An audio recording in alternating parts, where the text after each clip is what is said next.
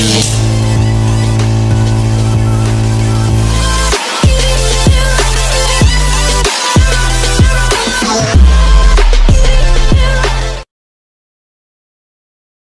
good morning sa ating lahat mga idol. Bali, salamat sa Panginoon at makakapamana na tayo. Ilang araw din tayo na tambay. Gawa ng yung anak natin na confine. 6 na araw tayo na nandun sa ospital, kaya hindi tayo makapamana. Yan, makakasama natin si Idol John. Bali, nandito na tayo sa spot. Spot na pamana natin sa kuparinto ng barangay namin, Barangay Punta Maria. Lang sa dulo ng airport. Na kami bababa. Ito yung namin. Doon na kami yaon sa may pantalan. Sana makadali tayo. Mabawi natin yung ilang araw na hindi natin na-claim yung mga blessing natin sa dagat. Yan, bali, hantawin na lang. Sana makuha tayo ngayon ng blessing. Go!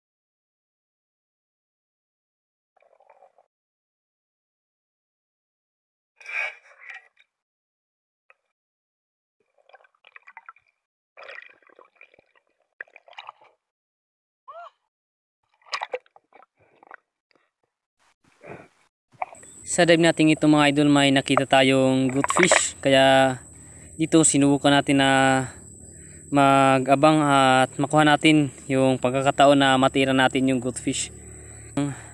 Makapunta na tayo sa ilalim ng dagat, pumalayo yung goldfish, kaya hindi natin ito natira. At nag-abang muna ako ng kunting sandali at naghintay kung ano yung isda na pwede nating matira. At nang wala tayong makita ang isda na pwede nating matira, kaya nag-resurface dito. Habang pa-resurface tayo, may napansin tayong luba or lapu-lapu, kaya pumalayo tayo at binalikan lang natin itong luba na ito para masagawa natin yung pagtira at sana mahuli natin. Sa dive natin ito, binalikan na natin yung ating nakitang luba or lapu-lapu. Dito nagdahan-dahan lang tayo sa paglapit dito sa biyak nito kasi maraming maliit na isda.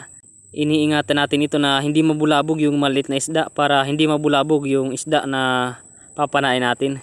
Kaso pagdungaw natin dito sa biyak ay nabulabog na natin yung lapu-lapu. Sayang, napakalaki na sana, mga 5 na kiluhin na yung timbang.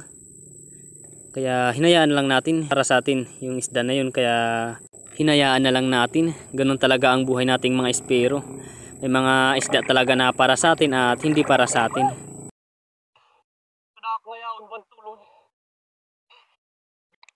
Dito susubukan natin na itong biyak na ito at magbabakas sakali tayo na may makita tayong isda at matira natin. Dahan-dahan lang tayo na palapit sa biyak para kung may laman man ay hindi natin mabubulabog.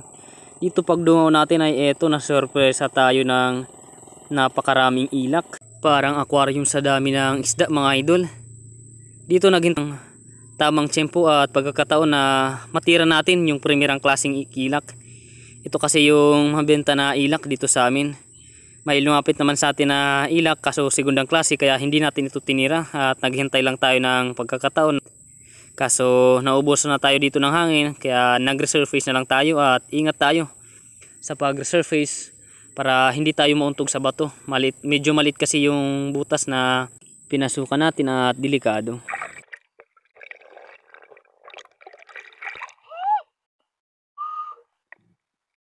Dito binalikan na natin yung nakita natin na mga ilak dito sa biyak na ito.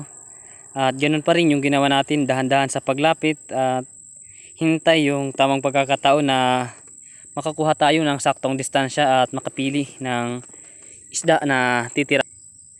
Dito naghintay lang tayo at hinahanap natin yung primerang klaseng ilak. Kaso nang biglang nabulabog at ito na yung nangyari. Hindi na ako pumili, tumira na lang ako ilak na mas malapit sa akin. Salamat naman sa Panginoon at tinamaan natin yung ilak. At delikado yung pag-resurface natin kasi medyo maliit yung butas. Sasabi talaga yung wetsuit natin sa mga coral at malalapad na bato.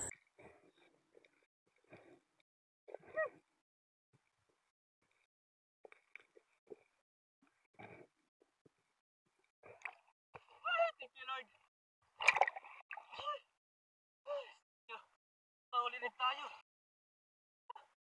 Segundang klaseng ilak. Tawag namin dito bangugan. Salawat, huli tayo. Unang huli natin. Ilak.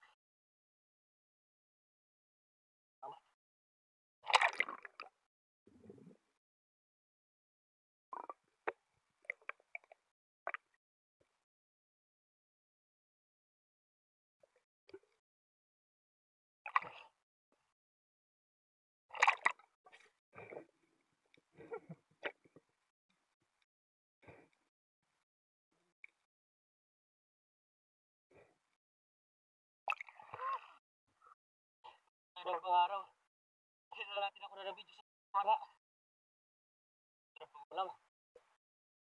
Panahuli natin.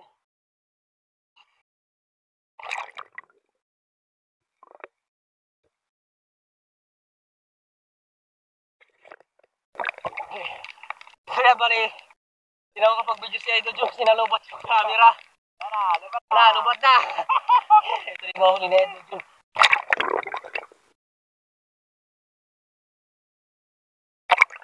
Dalawang pirasong ilak. Sayang, nalobat yung camera. Kalagalan natin.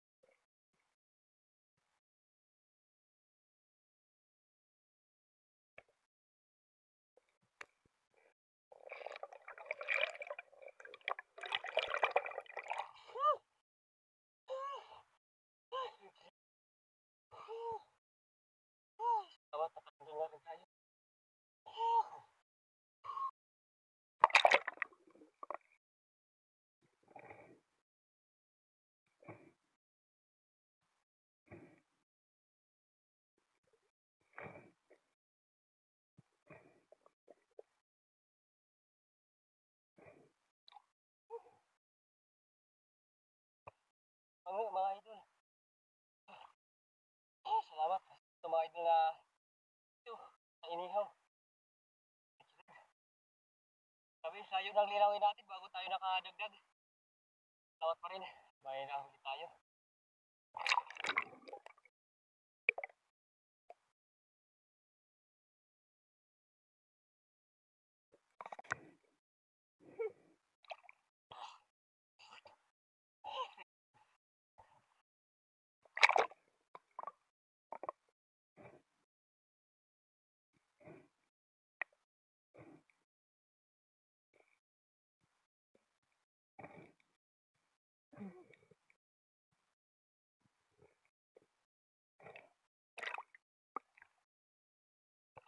Salamat. Tayo ng segundang klaseng ilak. Tuloy na panggugan. Hindi natin ako na ng video sa ating pagpana. Kala kasi natin mailap. Kaya natin na video sa pagpana. Thank you Lord at huli natin. Ilak.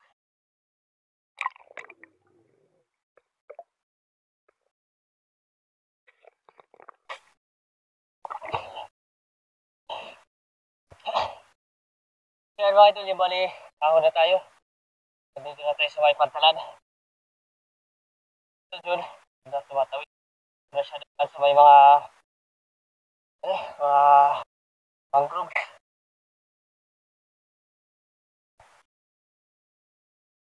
Dito tayo.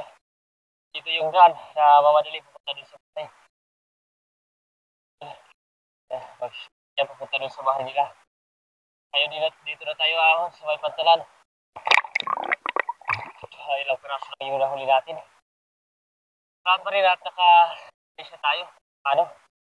Kaya kanina yung lapo, hindi natin nahuli.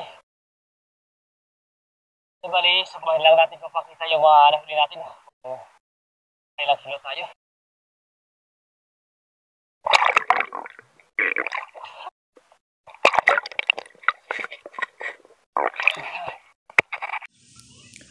So yun mga idol, bali nandito na tayo sa bahay. Grabe, layo ng nilangoy natin. Bali ito lahat yung mga nahuli natin. Ayan, 6 na piraso. Ayan, may isang triggerfish tayo, 2 ilak, isang snapper, at ito naman tawag nito, isang klase ng ng barakuda. Ito naman tawag namin dito balikilin natin itong ilak. Itong malaking ilak kasi may bibili na. Yan. Higit 1 kilo. Bali pagbenta natin dito 150. Kasi segundang klaseng ilak. Hindi na kasi mabili yung ganitong klaseng ilak pag habagat na. Ito yung iba natin na ayan. Bali pagbenta natin dito 200 or 250. Bali 200 na lang yung pagbenta natin dito. Bali yung pangulam natin ito lang kasi kailangan natin ng budget kasi sa Lunes yan may lalaka rin si Mrs. na papilis para dun sa babayaran namin. Ayan, kulang ng 1 guhit para mag-1 kilo. Bali dito sa kabuhan may 350 tayo nakikitain. Ayos na, malaking biyaya na mga idol sa pang araw-araw natin, malaking tulong na. Bali sa idol John 4 na piraso yung kanyang nahuli, 3 ilak na malalaki tapos isang triggerfish. Doon na si idol John duman sa may mga mangroves para daw mabilis yung pakawin niya. Tayo naman, ito lang yung huli natin sa malaking biyaya na to. Thank you for watching. Stay safe, dive safe.